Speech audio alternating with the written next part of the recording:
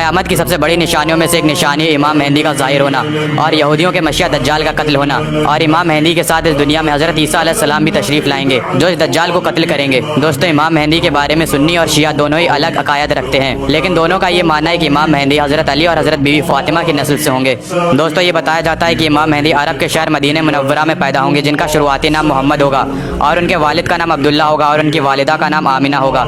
और दोस्तों, ये भी बताया जाता है कि मदीने में पैदा होने के बाद हज़रत इमाम मेहदी बैतुल मुक़द्दस की तरफ तशरीफ़ फरमाएंगे। जब इमाम मेहदी खुद को ज़ाहिर करेंगे इस दुनिया के सामने, तब उनकी उम्र 40 साल की होगी और उनके हाथ में हमारे प्यारे नबी की तलवार होगी और इमाम मेहदी हमारे प्यारे नबी का लिबास पहने होंगे और उनके एक हाथ में मुसलमानों का झंडा होगा। दोस्तों, वो जगह जहाँ पर इमाम मेहदी खुद को ज़ाहिर करेंगे वो जगह मक्का है। मक्का के खाने काबे के पास इमाम मेहदी खुद को ज़ाहिर फरमाएंगे और ये वो दौर होगा जब मक्के से बाहर हर तरफ फितना और फसाद फैला होगा। दोस्तों, रसूल अल्लाह हज़रत फ़ातिमा से फरमाते हैं कि जब ये पूरी दुनिया नाइंसाफ़ी और बर्बरियत में होगी, हर तरफ फितना और फसाद होगा और ना ही छोटा बड़े की इज्जत करेगा और ना ही बड़ा छोटे पर शफकत करेगा, तब तुम्हारी नस्ल से मेहदी ज़ाहिर होंगे और गुमराहों के किले को फतह करेंगे और वो इस दौर में दीन इस्लाम को इस तरह फैलाएंगे जैसे मैंने फैलाया है और इस पूरी दुनिया को अदल और इंसाफ से भर देंगे, दुनिया जो पूरी जुल्म से भर चुकी थी। हज़रत अब्दुल्लाह इब्न मसूद फरमाते हैं कि रसूल अल्लाह ने इरशाद फरमाया कि दुनिया जब तक खत्म नहीं होगी जब तक अरब पर मेरे अहले बैत में से एक शख्स की हुकूमत कायम ना हो जाए।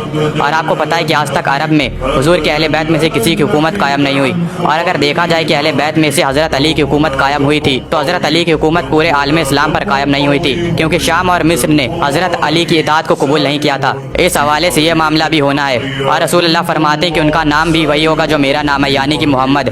और मेहंदी तो इमाम मेहंदी का लक़ब है। एक और रिवायत है जिसमें रसूल अल्लाह फरमाते हैं कि मेहंदी मुझसे होंगे और बड़ी रोशन पेशानी वाले होंगे और बड़ी खड़ी नाक वाले होंगे। वो इस सरजमीन को अदल और इंसाफ से भर देंगे जो कि जुल्म सितम और नाइंसाफ़ी से भरी होगी और वो 7 बरस तक हुकूमत करेंगे और अरब के अंदर खिलाफत का निज़ाम इमाम मेहंदी के ज़रिए कायम होगा और 7 बरस तक कायम रहेगा।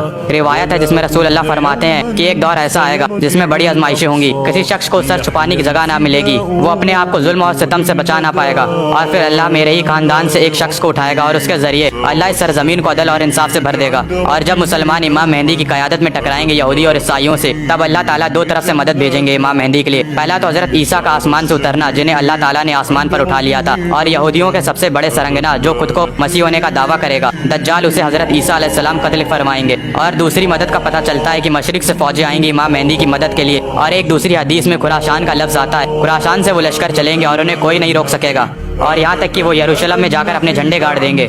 और उस वक्त में खुरासान एक इलाका था जिसमें 2/3 हिस्सा अफगानिस्तान का और थोड़ा सा हिस्सा ईरान का आया करता था। और खुरासान से लश्कर चलेगा जो यरूशलेम में जाकर नस्ल हो जाएंगे। और पहले भी एक बार यरूशलेम निकल चुका है मुसलमानों के हाथ से और अरबी वापस नहीं ले पाए, उन सलाहुद्दीन अय्यूबी ने वापस ला कर दिया और आज भी अरबी यरूशलेम को वापस नहीं ले सकते हैं। इमाम मेहंदी के ज़ुहूर के बाद चंद लम्हों में वो सब काम कर डालेंगे जो बाकी मुसलमान सदियों से नहीं कर पा रहे थे। दोस्तों, हमारी दुनिया के तीनों ही अब्राहमी धर्म यानी कि यहूदी, ईसाईयत और इस्लाम को मानने वालों का ये मानना है कि ये दुनिया एक दिन खत्म हो जाएगी और आखिरत के दिन पर भी सब यकीन रखते हैं और हर दिन में एक मसीह आएगा। अगर ईसाइयों की बात करें तो उनका मानना है कि हज़रत ईसा अलैहिस्सलाम फिर से इस दुनिया में आएंगे। बेशक मुसलमानों का भी ये मानना है, लेकिन मुसलमान हज़रत ईसा के साथ इमाम मेहंदी के ज़ुहूर पर भी एतबार रखते हैं। और यहूदियों का मसीहा कोई और नहीं बल्कि दज्जाल है जो खुद को खुदा बताएगा और इस दुनिया में फितनो फिसाद को बढ़ाएगा। वो लोगों को ऐसे कारनामे कर दिखाएगा जिससे लोगों को लगेगा कि वही खुदा है। वो एक मरे हुए शख्स को जिंदा करके दिखाएगा जिससे लोगों का यकीन उस पर और बढ़ जाएगा और उसी दज्जाल को हज़रत ईसा कत्ल फरमाएंगे।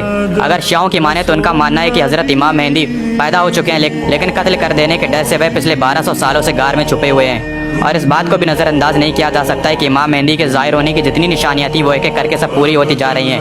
दुनिया भर में महंगाई, पॉलिटिकल इंस्टेबिलिटी, बीमारियों और जंगों से अफरा तफरी होगी।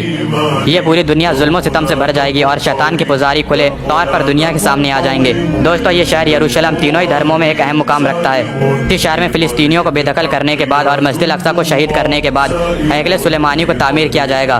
तीसरी आलमी जंग का आगाज़ होगा जिसकी क़यादत इमाम मेहंदी करेंगे। मेहंदी का साथ देने के लिए काले झंडे के साथ मशरिक से फौजें निकलेंगी। लश्कर खुरासान से निकलकर यरूशलेम की तरफ पहुंचेगा और इमाम मेहंदी के लश्कर में जाकर मिल जाएगा।